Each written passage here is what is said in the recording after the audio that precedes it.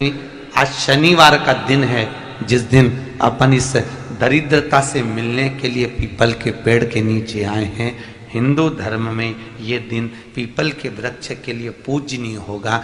जो भी शनिवार के दिन पीपल के वृक्ष की पूजन करेगा, दूध चढ़ाएगा या मिष्ठान का भोग लगाएगा, लक्ष्मी और नारायण उसके घर में प्रवेश कर जाएगा। लक्ष्मी और नारायण उसके घर में प्रवेश करेगा। पुराण की कथा कह रही है कि दुनिया के सारे तीर्थ नहीं जा सकते, पृथ्वी की सारी नदियों में स्नान नहीं कर सकते, पवित्र नदियों में आप स्नान नहीं कर सकते, या किसी भी तीर्थ में जाकर एक रात्रि भी विश्राम नहीं कर सकते, या हमने जिंदगी में कोई दान करा ना करा, कोई पुण्य करा ना करा, कोई सत्कर्म करा ना करा, कोई शास्त्र पढ़ा ना पढ़ा, कोई शास्त्र सुना ना सुना, उसके बाद भी शिव महापुराण की कथा कहती है कि एक दिन में अगर मात्र एक बार भी आप शंकर के शिवालय में प्रवेश कर गए या मंदिर में प्रवेश कर गए तो सारे तीर्थ, सारी नदियां, सारे सरोवर, सारी बावड़ी, सारे तालाब, सारे कुंड के स्नान का पुण्य, दान का पुण्य प्राप्त हो जाता है। केवल शिव तत्व को प्राप्त कर लेने। शिव महापुराण की कथा कह रही है कि घर में जो दिया होता है वो दीपक भी कोई साधारण नहीं होता, उस दीपक की भी महत्वता है, उस दीपक का भी वर्णन है। महाराज एक बात और बहुत अच्छे से सुनिएगा, शायद आपकी जिंदगी को सवार हो, शायद आपके जीवन को सवार हो। मेरी जीजियों, मेरे जीजाओं, मेरी बेटियों, बेटाओं, कभी मौका लगे, शंकर भगवान के शिवलिंग के पास में आप बैठे हैं। यहां तक शास्त्र कहता है कि घर में अगर किसी को बहुत तेज बुखार आ गया है, बहुत तेज बुखार, और बच्चा उस बुखार में तप रहा है, बहुत तप रहा है, महाराज तुम जिस दिए में भगवान की आरती उतारते हो, जिस दिए से तुम भगवान की पूजन करते हो, कभी मौका लगे और आप पूजन करने के लिए गए,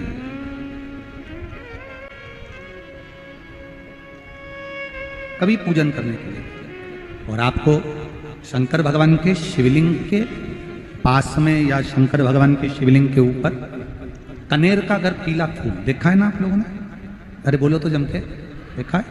कनेर का यदि पीला फूल शिवलिंग के आसपास में या शंकर भगवान के ऊपर कहीं रखा हुआ भी दिख जाए,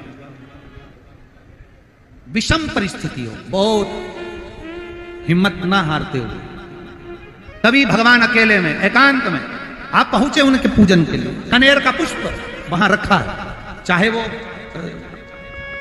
वो जलाधारी पर रखा हो, चाहे वो शिवलिंग के पास में रखा हो, शिवलिंग पर रखा हो, उस कनेर के पुष्प को अगर आप 5 जगह का स्पर्श कराकर अपने हृदय की बात कहकर वापिस महादेव को समर्पित कर देते हो, तो भी मेरा महादेव तुम्हारे दुख का निवारण कर देगा। अब वो 5 स्थान, वो 5 स्थान, पहला गणेश जी, गणेश जी का जो स्थान होता है वह जगह, दूसरा षडानंद कार्तिक, तीसरा अशोक सुंदरी वाला स्थान, चौथा जलाधारी जो ऊपर से बूंद बूंद जल नीचे गिरा रही है, जया, विषहरा, शामली बारी, दौतली, देव, शंकर जी की 5 बेटियों का, और 5वें नंबर का है शंकर भगवान के, जो कैसे वर्णन किया जाए, त्रिशूल के 3 भाग होते हैं। करें दर्शन आप लोगों ने, ये से सामने त्रिशूल लगा है, इस त्रिशूल के ऊपर देखेंगे तो 3 भाग दिख रहे हैं, नजर आ रहे हैं सबको? त्रिशूल का जो 3 भाग होता है, उस 3 भाग का जहां ज्वाइंट होता है, जहां मिलता है, एक जगह पर देखो तीनों भाग एक जगह पर मिले हुए, 3 भाग का जहां मिलन होता है, पंचम स्थान, ये 5वां स्थान, यहां पर स्पर्श कराकर शिवलिंग पर अपनी कामना कर कर श्री शिवाय नमस्तुभ्यम कहकर बाबा से अपने मन की बात कहकर जो समर्पित कर देता है, हम 3 महीना भी नहीं कहेंगे, हम तो कहेंगे अगर ज्यादा दुख है 3 दिन इंतजार करना, मेरा बाबा उस दुख को मिटाएगा। 3 महीना बहुत दूर, पर करना है दिल से। और कई तरह के दीपक होते हैं, दीपक का भी विधान वर्णन किया गया, उस दिए का भी वर्णन किया गया। यहां तक शास्त्र कहता है कि घर में अगर किसी को बहुत तेज बुखार आ गया है, बहुत तेज बुखार, और बच्चा उस बुखार में तप रहा है, बहुत तप रहा है, मारा, तुम जिस दिए में भगवान की आरती उतारते हो, जिस दिए से तुम भगवान की पूजन करते हो, उस दिए की बत्ती को नीचे डाल दीजिए और उस दिए को पानी की बाल्टी में धो दीजिए। कौन सी बाल्टी में? जिस बाल्टी के पानी से आप बच्चे को स्नान करा सको। मारा, केवल भगवान पर से ले जाकर, पास में से ले जाकर उस बाल्टी में थोड़ी देर डाल दो और उस बाल्टी के पानी से उस बच्चे को स्नान करा दीजिए। 15 से 20 मिनट, आधा घंटा लगेगा बच्चे का। बड़ी बेचैन दिख रही हो तुम, क्या बात है?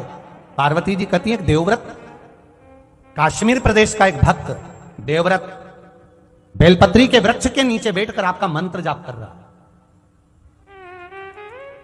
मैं आपको जगाना नहीं चाहती थी, पर बेलपत्री के वृक्ष के नीचे लक्ष्मी झाड़ू लगाती है, सरस्वती वीणा बजाती है, इंद्राणी उस बेलपत्री के वृक्ष के नीचे जल का सिंचन करती है, 33 कोटि देवी देवता उस बेलपत्री के वृक्ष की जड़ में विराजमान होते हैं। इसलिए देवव्रत एक बार पंचाक्षर मंत्र बोलता है तो वो 33 करोड़ बार गिना जाता है, ऐसा बेलपत्री का वृक्ष होता है। बेलपत्री के वृक्ष के नीचे एक बार अगर भगवान का नाम लिया जाता है तो वो 33 करोड़ बार, 33 कोटि बार गिना जाता है। एक मंत्र केवल नमः शिवाय, ओम नमः शिवाय, नमः शिवाय, ओम नमः शिवाय, 33 कोटि बार गिना है, 33 कोटि। कितना सुंदर लिखा है। फिर वही वाली बात आ गई जो पहले कथा में कहा, अपने लिए अच्छा वाला घी छाट के लाना, अच्छी कंपनी का लाना, और जब यज्ञ करने बैठे, पूजन करने बैठे, हवन करने बैठे, भगवान का कोई पाठ पूजन करवाई, पूजा वाले दुकान पे बोलना कि पूजा का घी चाहिए। तो वो पूजा का सामान बेचने वाला भी चतुर था, उसने पूजा का ही घी दिया। तो इन्होंने पूछा, भैया ये घी कितने का? तो क्या 80 रुपए का? तो 80 रुपए का आधा किलो? तो क्या पूजा का है? भारत की भूमि पर, इस मृत्यु लोक में, पूरे विश्व में ऐसे कई घर हैं जिनके घर में गुजारा करने के भी आफत है। पहनने के कपड़े नहीं, किसी के यहां पर भोजन नहीं, किसी के यहां जमीन नहीं, किसी के यहां दुकान नहीं, कोई कोई पूरी जिंदगी किराए के मकान में निकाल देता है। नहीं, मेरा एक निवेदन है, इस कथा को जितने छत्रपति संभाजी नगर के श्रोता भाई बहन श्रवण कर रहे हैं उनसे निवेदन करूंगा, आप हाथ का ठेला लगा रहे हो, सब्जी का ठेला लगा रहे हो, फल का ठेला लगा रहे हो, धक्के की जिंदगी जी रहे हो, दरवाजे पर बैठे हो, कहीं ना कहीं तुम दास्य भाव की जिंदगी जी रहे हो, तकलीफ में जिंदगी जी रहे हो, बहुत दुख की जिंदगी जी रहे हो, बहुत कष्ट की जिंदगी जी रहे हो, उनसे केवल निवेदन करूंगा, 3 महीने 2 जगह पर जल चढ़ाना प्रारंभ कर दीजिए, केवल 3 महीने। एक शंकर भगवान के शिवलिंग पर, दूसरा बेलपत्री के पेड़ के नीचे, 2 जगह पर जल चढ़ाना 3 महीने लगातार चालू कर दो, बाबा तुम्हारा हाथ पकड़कर तुम्हें उन्नति की सीढ़ी पर चढ़ा देगा। हमें कोई चमत्कार करना नहीं आता, और ना हम कोई तंत्र विद्या या मंत्र विद्या जानते हैं, ना हमारे पास में बेल है, ना हमारे पास में भभूति है, हमारे पास में तो केवल शिव का नाम है। आप श्री शिवाय नमस्तुभ्यम बोलो, ओम नमः शिवाय बोलो, नमः शिवाय बोलो, चाहे महामृत्युंजय मंत्र बोलो, उसका स्मरण करते करते भगवान शंकर के शिवलिंग पर जल, और उसी पात्र में जो जल तुमने शंकर जी को चढ़ाया है उसमें से बचा हुआ थोड़ा सा जल बेलपत्री के पेड़ के नीचे चढ़ाना प्रारंभ कर दो। अलग से बेलपत्री के पेड़ के नीचे चढ़ाने के लिए अलग से लोटा भर के जल जरूरत नहीं पड़ेगी। जो तुमने शिव जी को जल चढ़ाया, जो तुमने देवाधिदेव महादेव को जल चढ़ाया, बस उसी पात्र का जल शंकर जी को चढ़ाओ, उसमें से बचा हुआ थोड़ा सा जल बेलपत्री के वृक्ष के नीचे चढ़ाना प्रारंभ करना। कौन सा बेलपत्री का वृक्ष? जिसकी छाया आपके ऊपर आ रही हो। शिव महापुराण बड़ी सुंदर बात कहता है, ध्यान दीजिएगा। जिस बेलपत्री का पौधा तुम्हारे सिर का, और ये दोनों हाथ ऊपर कर लो, अपन खड़े हुए और खड़े होकर दोनों हाथ ऊपर करें, इतना बड़ा बेलपत्री का पौधा है, उस बेलपत्री के पौधे की पत्ती को कभी तोड़कर शंकर जी को नहीं चढ़ाना चाहिए। ध्यान रखना, कितना बड़ा पौधा। आप खड़े हो जाओ और खड़े होने के बाद आपका हाथ ऊंचा कर लेना। इतना बड़ा पौधा है, उस पौधे की पत्ती बेलपत्री को तोड़कर शंकर भगवान को कभी नहीं चढ़ाना। शंकर भगवान को उस बेलपत्री को, उस वृक्ष की पत्ती को तोड़ना चाहिए जो वृक्ष तुम्हारे हाथ से थोड़ा सा ऊंचा हो, जिसके लिए तुम्हें हाथ और ऊंचा करना पड़ रहा हो। जैसे एक बच्चा अपनी मां की गोद में बैठने के लिए दोनों हाथों से उचकता है, आवाज लगाता है, उचकता है, आवाज लगाता है, हाथ ऊपर करता है, तो मां उस बच्चे को गोदी में ले लेती है। उसी तरह उस बेलपत्री के वृक्ष की पत्ती तोड़ना चाहिए जिसने थोड़ी उन्नति कर ली हो, जो थोड़ा ऊंचा हो गया हो। तुम उसको पाने का प्रयास करो तो भगवान भी तुम्हें अपनी गोदी में ले ले। ऐसे वृक्ष की पत्ती तोड़। अब तुम छोटा सा पौधा, बिल्कुल जरा सा पौधा, उसी की पत्ती तोड़कर महादेव को चढ़ाओगे, ये श्रेष्ठता नहीं। यदि बेलपत्री का पेड़ आपके यहाँ है और मान लो कई लोग बेलपत्री गमले में लगाते हैं या छत के ऊपर लगा देते हैं, बेलपत्री का वृक्ष जो होना चाहिए वो घर के ठीक पीछे के भाग में, पीछे के भाग। या बेलपत्री का वृक्ष अगर पीछे नहीं है तो आप अपने घर से जब बाहर निकलते हैं तो राइट हैंड की ओर बेलपत्री का वृक्ष होना चाहिए। आप जब घर से प्रवेश कर रहे हैं, बाहर की ओर निकल, वो सुख का अनुभव करा। यदि घर से निकलते समय बेलपत्री का पेड़ लेफ्ट में अगर आता है, आप जिस घर से निकल रहे हो लेफ्ट में अगर बेलपत्री का पेड़ आता है तो आप 1 रुपए कमाएंगे, 1.25 रुपए खर्च होगा, पैसा हाथ में टिकेगा नहीं। घर में 10 लोग भी कमा रहे हैं तो पैसा घर में दिखेगा नहीं, आएगा जरूर, सारे काम होंगे पर टिकेगा नहीं। यदि लेफ्ट में, राइट भाग का बेलपत्री सुख का अनुभव। बेलपत्री का वृक्ष घर में लगाओ तो घर के पीछे के हिस्से में लगाना चाहिए, और ऐसी जगह नहीं लगाना कि जहां पर बेलपत्र में गंदा पानी जाए या कोई गंदी वस्तु उसके नीचे पड़े। 33 करोड़ देवी देवता बेलपत्री के पेड़ के नीचे सोमवार के दिन, कोई रविवार के दिन, कोई मंगलवार, कोई बुधवार, कोई गुरुवार, कोई शुक्रवार, कोई शनिवार के दिन बेलपत्री के नीचे आकर 33 करोड़ देवी देवता हो तप करते हैं, साधना करते हैं। बेलपत्री के पेड़ का बड़ा प्रमाण है। एक बेलपत्री ऐसी होती है जो कि शंकर पर अगर चढ़ी हुई है तो वापिस उतार कर धोकर फिर शिव को चढ़ा सकते।